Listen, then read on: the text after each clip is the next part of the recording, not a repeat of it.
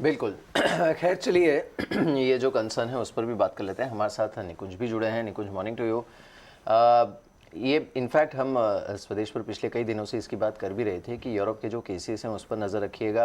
अब यूएस में भी ऑलमोस्ट 95-100,000 केसेस हैं जो कि एक्टिव हैं, और ये जो नए वेरिएंट का कंसर्न है, एटलीस्ट नियर टर्म में ये हो सकता है कि थोड़ा सा रिस्क एवर्स बना दे मार्केट पार्टिसिपेंट्स को। आपका क्या व्यू है?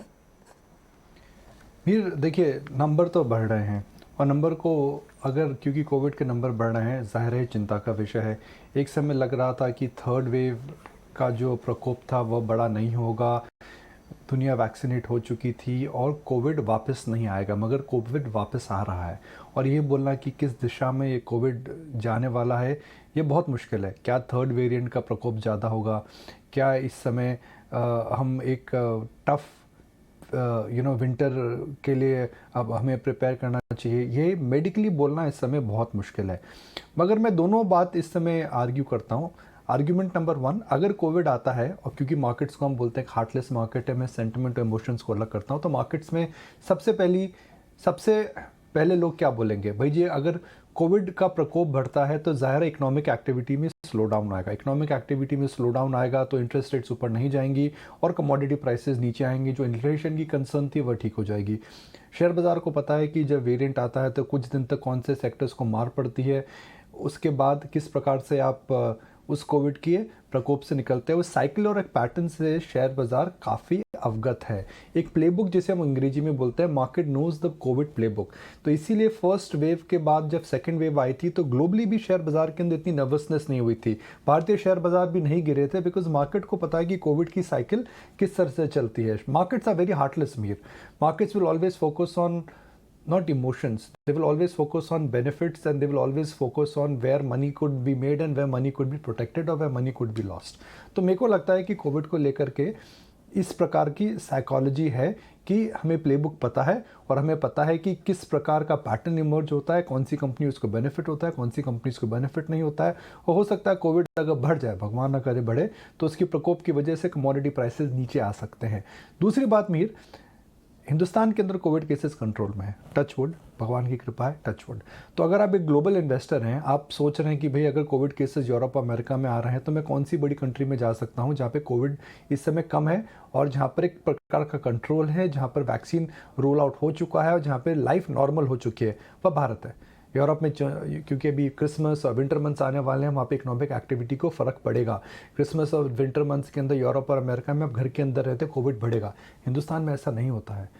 हम हिंदुस्तान के अंदर अनलाइक कुछ रीजन्स को छोड़ के यहाँ पर स्नोफॉल्स नहीं होते हैं, हम घर में नहीं रहते हैं, हम नॉर्मल एक्टिविटी करते हैं, हालांकि स्वेटर और शॉल ऊपर लगा लेंगे।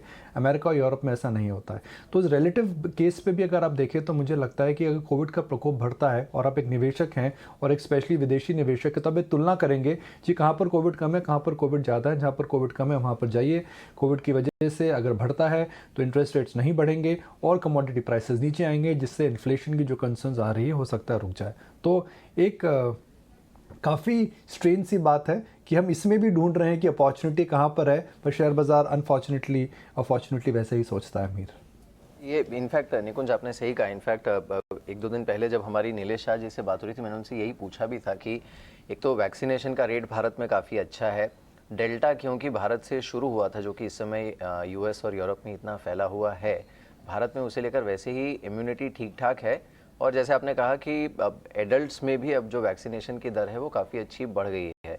तो हो सकता है कि अभी इमीडिएटली नहीं, लेकिन एट सम पॉइंट इस तरह की जो ग्लोबल कंसर्न्स हैं, इवन भारतीय जो डोमेस्टिक निवेशक हैं उनके लिए इसमें कोई अच्छा मौका बन जाए कुछ अच्छे सेक्टर्स पे ध्यान देने का।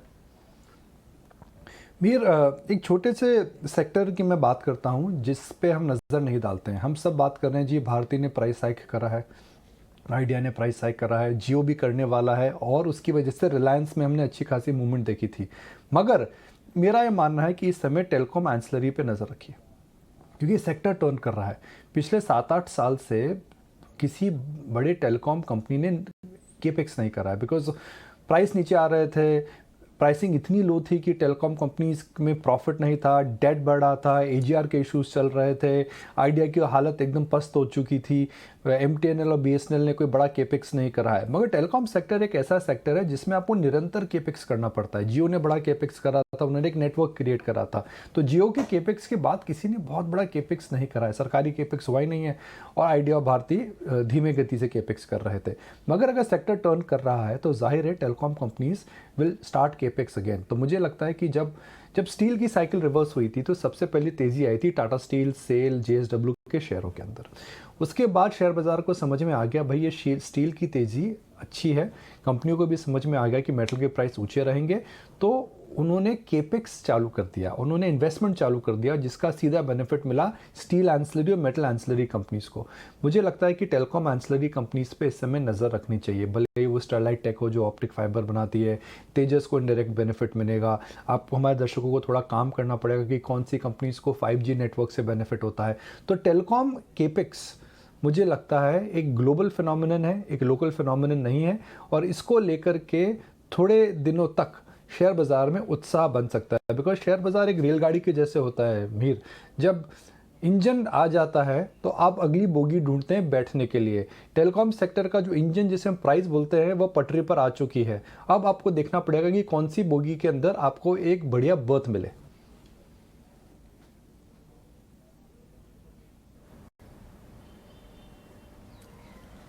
Right Nikunj, really appreciate your forward looking approach, और इसी तरह से हम व्यूवर्स को कोशिश भी करते हैं कौन सा सेक्टर फोकस में हो सकता है, तेजी हो सकती है, वहां नजर बनाकर रखें। लेकिन अगर एक और सिचुएशन में निकुंज, क्योंकि हमें याद है कि जब कोरोना स्टार्ट हुआ था ग्लोबली, उसके बाद हमने देखा कि क्योंकि इकोनॉमी को स्ट्रेंथन करने के लिए बॉन्ड बाइंग जैसे प्रोग्राम्स लाए गए, और अब जब फेड रिजर्व की टेपरिंग की पर लेकर जो लाइन एंड लेंथ है, जो डायरेक्शन है, वो बहुत क्लियर स्टांस दिख रहा है उनका। इनफैक्ट अभी जो फेड की मिनट्स भी हुई थी उसमें भी उनका क्लियरली फोकस है टू टेम द इन्फ्लेशन। लेकिन अगर कोविड के केसेस बढ़ते हैं ग्लोबली, ये बड़ा कंसर्न बन जाता है, तो क्या टेपरिंग को लेकर कोई चेंजेस हो सकते हैं? Do you think so?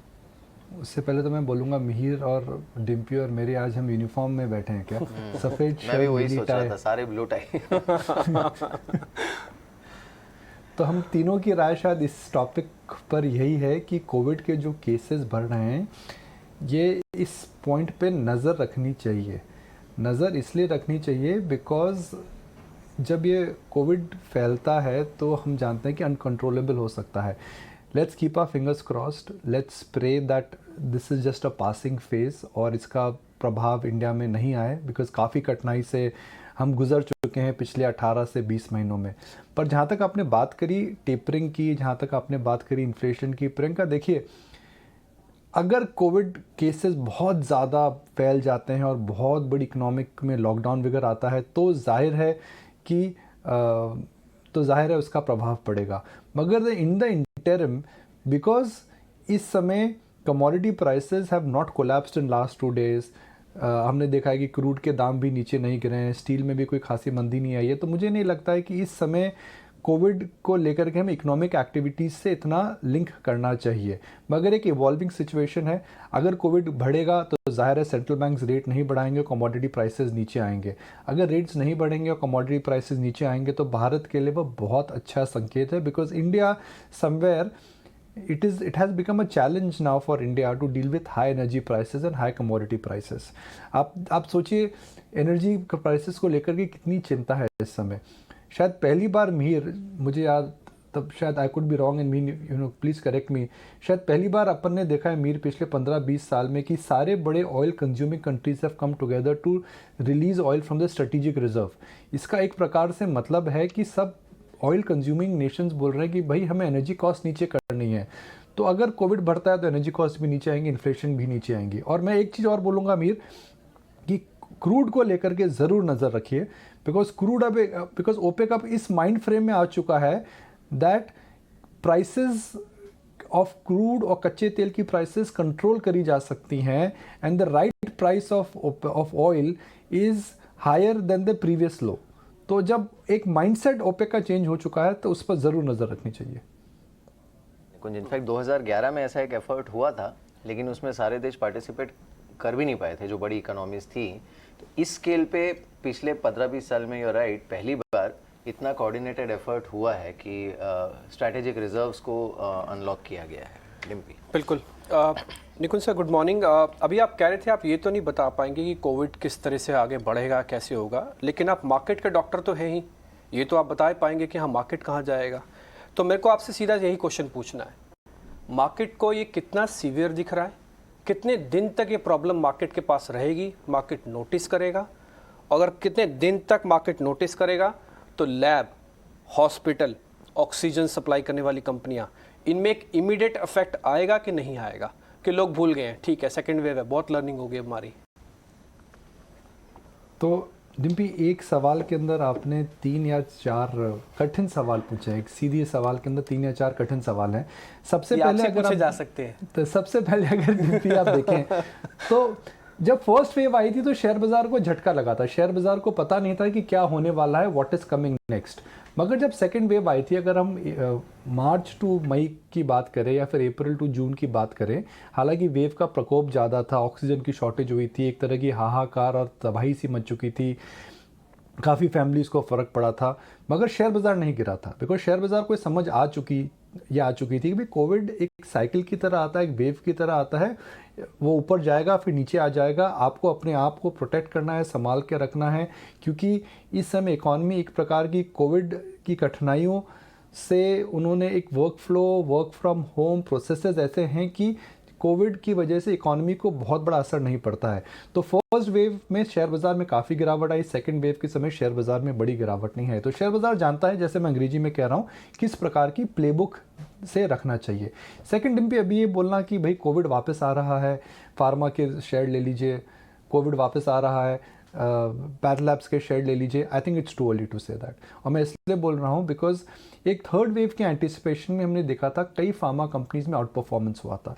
Third wave के एंटिसिपेशन में हम देखा था कि काफ़ी फार्मा कंपनीज ने कोविड की दवाइयाँ बनाई थी, रेमडेसिविर बनाई थी, टोसी के इंजेक्शंस इंपोर्ट करे थे, और जो भी एंटी कोविड जो भी कोविड की बेसिक प्रोटोकॉल की दवाइयाँ हैं वो उन्होंने बनाई थी।